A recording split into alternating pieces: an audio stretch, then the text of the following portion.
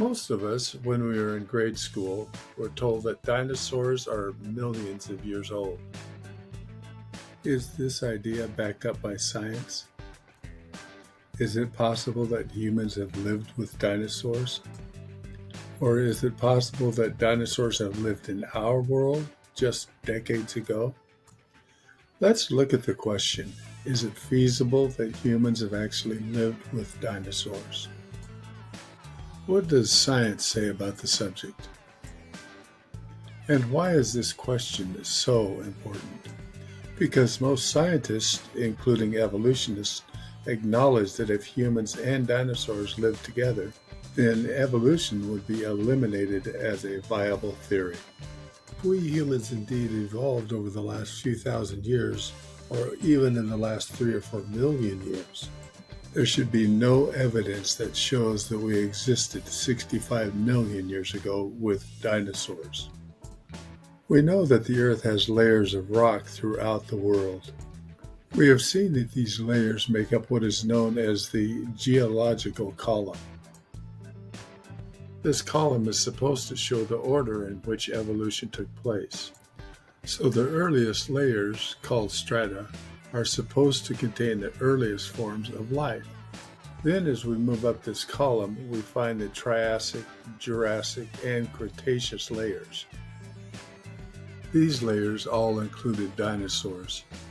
As we continue to move further up the column, we find the most so-called recent layers, including the last one where supposedly humans evolved. Evolution has been explained to us this way since our elementary years. But is this what science tells us? Nope, the geological column is missing.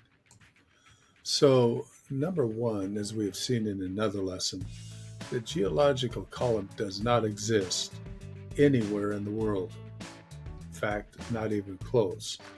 And number two, the geological column is actually out of order for certain layers. But the geological column in books does give a good idea of the order of evolution according to the theory. That is, if evolution were true. So let's take a look at the dinosaurs found in these layers, or strata. Does the scientific evidence support the fact that dinosaurs and humans have lived together? The only thing that needs to be done is to find fossils or artifacts of humans in the same layers that dinosaurs are found in order to disprove the theory. This would certainly give credence to the idea that they lived together at one time.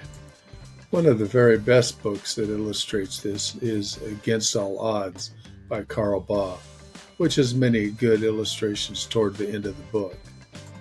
The greatest examples of dinosaurs and humans living together are found in the Paluxy River area around Glen Rose, Texas.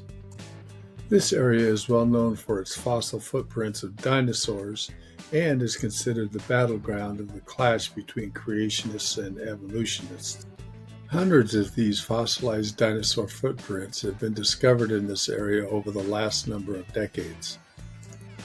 These are found in the Cretaceous layer, that is one of the dinosaur layers, that is supposed to be over 100 million years old. No one disputes the fossilized dinosaur footprints, but a few decades ago, a number of human footprints were found in the same layer as the dinosaur footprints. Some even crossed the dinosaur footprints. This idea that human fossil footprints cross dinosaur footprints was sharply attacked by scientists, that is, the evolutionists. And of course, it still is today. Even long-age creationists, that is, creationists that believe God used evolution to form this creation, still deny the authenticity of these human footprint fossils. One of the ideas that some scientists proposed was that these human footprints were carved. There actually were some dinosaur footprints that were carved to sell during the Great Depression. But just because there is counterfeit, money for example, does not mean that there are no authentic ones. Fortunately, there is a very easy way to discover whether human foot imprints are real or carved. The real foot imprints will have the same kind of pressure and imprints that humans have today. The walking pattern for humans is unlike any other creature on Earth. So one of these fossilized footprints was removed from this Cretaceous layer of strata. This footprint, called the Burdick print, has been cross-sectioned and examined by dozens of podiatrists, that is, foot doctors, and scientists. The results have been solid.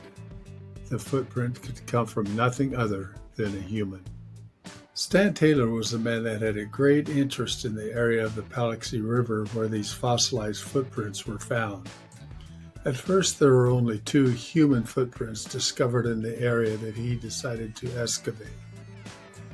He decided to follow these tracks by removing tons of limestone on top with heavy machinery, so they could discover any more fossilized footprints that might be present underneath the top layer.